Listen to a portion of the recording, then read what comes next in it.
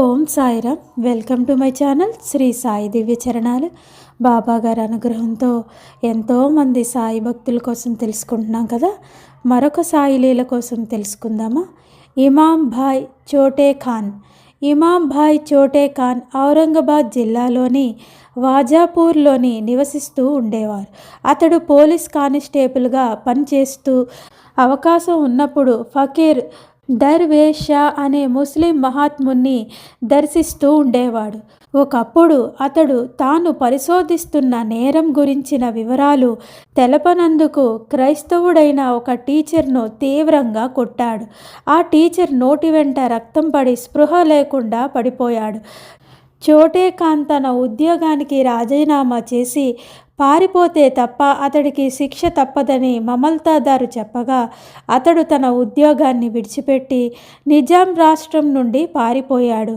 అయినా తనను ఏ క్షణమైనా పట్టుకొని నిజాం ప్రభుత్వం శిక్షించవచ్చని భయంతో అతడు దర్వేషా గారిని ఆశ్రయించాడు.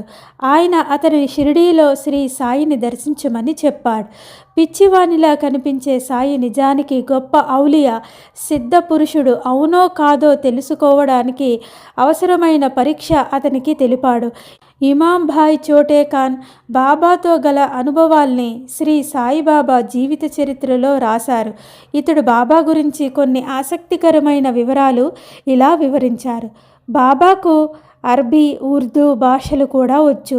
అబ్దుల్కు ఖురాన్ చదవడం ఆయనే నేర్పారు. ఒకసారి బాబా వద్దకు నూరుద్దీన్ అను సైనికుడు వచ్చినప్పుడు తిరిగి వెళ్ళడానికి అనుమతి కోరాడు. బాబా అనుమతి ఇవ్వక రేపు వెళ్ళు అన్నారు. కానీ అతడు సైన్యంతో కలిసి తప్పక ముందుకు సాగిపోవాలని ఉంది. అప్పుడు బాబా అతనికి అయిష్టంగానే ఊది ఇచ్చి ఉర్దూలో కొన్ని మాటలు చెప్పారు. వాటిని అర్థం గొయ్యి త్రవ్వు, ఊది తిను అని. అతడు ఊది తీసుకొని తన గుర్రం మీద వెళ్ళిపోయాడు. దారిలో కోపార్గం దగ్గర సమాధి చేయడానికి తీసుకుపోతూ ఉన్న ఒక శవం ఎదురైంది. అతడు తన గమ్యం చేరినప్పటి నుండి అతడి మనసులో ఆ శవమే తరచుగా కనిపిస్తూ ఉండేది. అది కనిపించినప్పుడల్లా అతనికి మంచి భోజనం లభించి సుఖం కలిగేది. మిగిలిన రోజుల్లో అతడెంత ప్రయత్నించినా భోజనం కూడా లభించేది కాదు. చివరికి అతడు మనసులో కృంగిపోయి ఉద్యోగాన్ని విడిచిపెట్టాడు. ఈ చిత్రమైన అనుభూతికి కారకులు బాబా అని తెలిసి అతడు షిరిడీ చేరి 6 మాసాలు ఉన్నాడు. అంతటితో ఆ పీడ తొలగిపోయింది నూరుద్దీన్కు. ఈసారి బాబా వద్ద సెలవు తీసుకొని అతడు వెళ్ళిపోయాడు. అటు తర్వాత అతడు దేవాలయాల్లో అంగడి పెట్టుకొని సుఖంగా జీవనం సాగించాడు.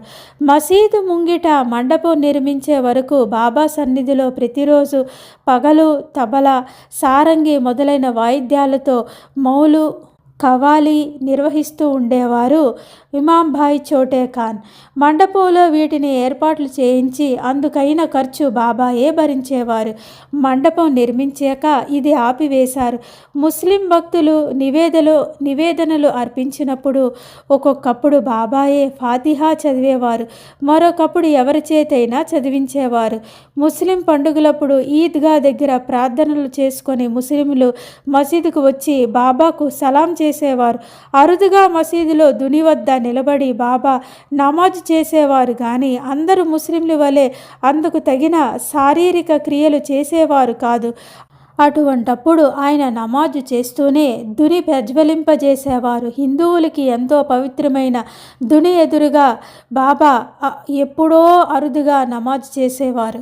బాబా వద్ద అబ్దుల్ ఖాదర్, షేక్ అబ్దుల్లా, అన్వర్ ఖాన్, మహమ్మద్ ఖాన్ వంటి ముస్లింలు కొందరు ఆత్మవికాసం పొందారు.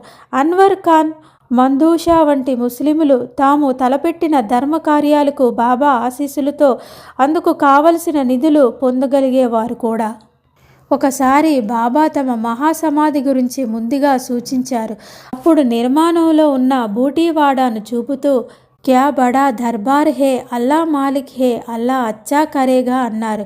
ఆయన చెప్పినట్లే ఆ బూటీవాడ వారి సమాధి మందిరమైంది. ముందు ముందు వారి సమాధి మందిరం దర్శించనున్న ధనికులు, ప్రభుత్వాధికారులతోనూ కూడిన లెక్కకు మీరిన భక్తి జనులే ఆయన చెప్పిన దర్బారు. అంతేకాకుండా ఈ దర్బారుకు ఎంతో మంది జనులు వస్తారని బాబా ఆనాడే సూచించారు. అదేవిధంగా ఈ రోజుల్లో అందరం కూడా ఎంతోమంది లక్షలాది మంది వెళ్ళి బాబా సమాధి మందిరానికి వెళ్ళి బాబాను దర్శించుకొని వస్తున్నాం. ఈ ఇమాం భాయ్ చోటే ఖాన్ గారి అనుభవాలు బాబా గారి కోసం వారి అనుభవాల్లో ఈ విధంగా వివరించారు. మరెన్నో విషయాలు బాబా గారి అనుగ్రహంతో మరొక వీడియోలో మరొక భక్తుని కోసం తెలుసుకునే ప్రయత్నం చేద్దాం. సమర్థ సద్గురు శ్రీ సాయినాథ్ మహారాజ్ కీ జై. ఓం సాయిరామ్.